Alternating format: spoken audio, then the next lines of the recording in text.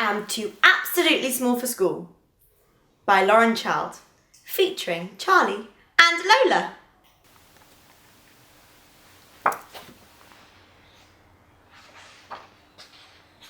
I have this little sister, Lola.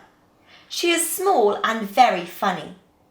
Now, Mum and Dad say she is nearly quite big enough to go to school. Lola is not so sure. Lola says, I am absolutely not big. I am still really quite small. She says, I probably do not have time to go to school. I am too extremely busy doing important things at home. I say, at school you will learn numbers and how to count up to 100. Lola says, I don't need to learn up to 100.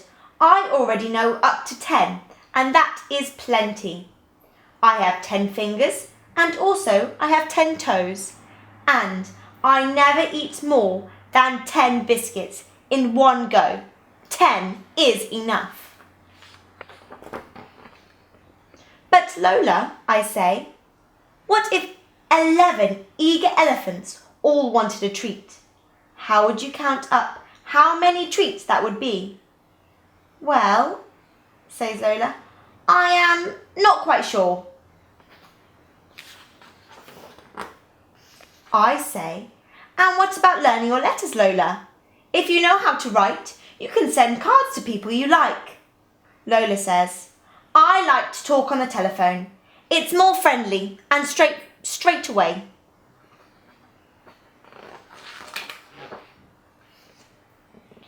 But not everyone has a telephone, you know, Lola, I say. Who doesn't? Says Lola. Father Christmas, I say.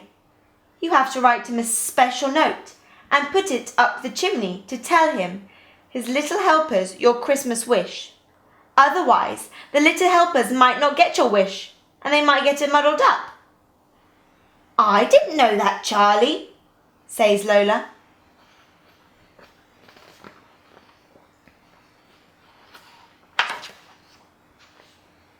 And Lola, I say, don't you want to read words? Then you'll be able to read your own books and understand secret messages written on the fridge. Lola says, I know lots of secrets. I don't need to read words, and I've got all my books in my head. If I can't remember, I can just make them up. There is pink milk in this fridge. But Lola, I say, what would you do if there was an angry ogre who would not go to sleep unless you read him his favourite bedtime story? I don't know, Charlie, says Lola.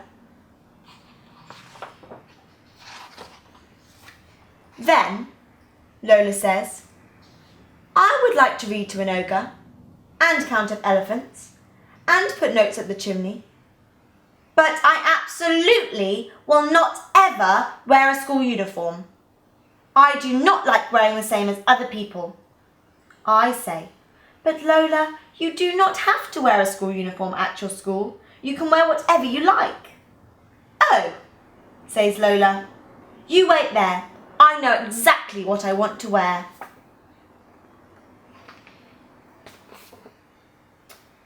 Well, Lola, I say, that certainly suits you, but you cannot go to school dressed as a crocodile. Lola says, this is not a crocodile, this is an alligator. I say, you can't really go as an alligator either. Why not? Says Lola. Because alligator is for best. For school, stripes are nice. Really? Says Lola. I like to wear stripes, says Lola. But what will I do at lunchtime? You know, well, I will not never eat a school dinner. My sister Lola is fussy about food.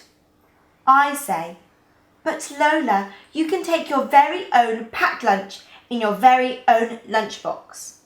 Lola says, I don't want to eat at school alone, all by myself, on my own.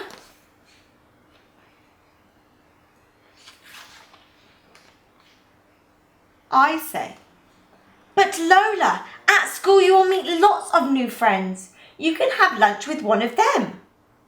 Then Lola says, but I already have my friend, Soren Lorensen. I would like to have lunch at home with him. Soren Lorensen is Lola's invisible friend. No one knows what he looks like.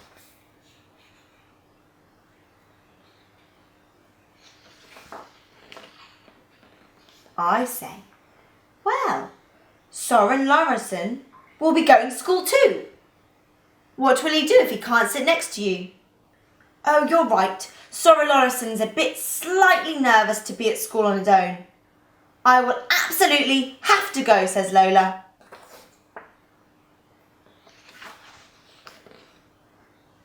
Walking to school, Lola is all wobbly. She says, Soren Lorensen is feeling slightly not very well. He is worried he will not be able to count numbers, do letters and read words, and no one will talk to him. So he will be all by himself on his own. Lola, I say, it will be okay. You'll be fine. I bet you'll both have a really good time. And after school, we'll have pink milk at home.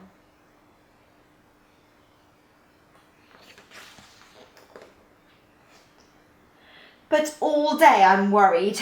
I don't see her at break time, and she's nowhere at lunch.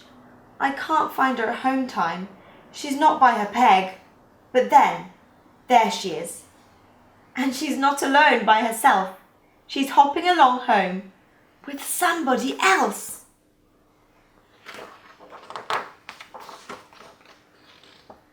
At home, I say, Lola, I told you that you would have a good time. And Lola says, oh, I know, Charlie. I was not worried.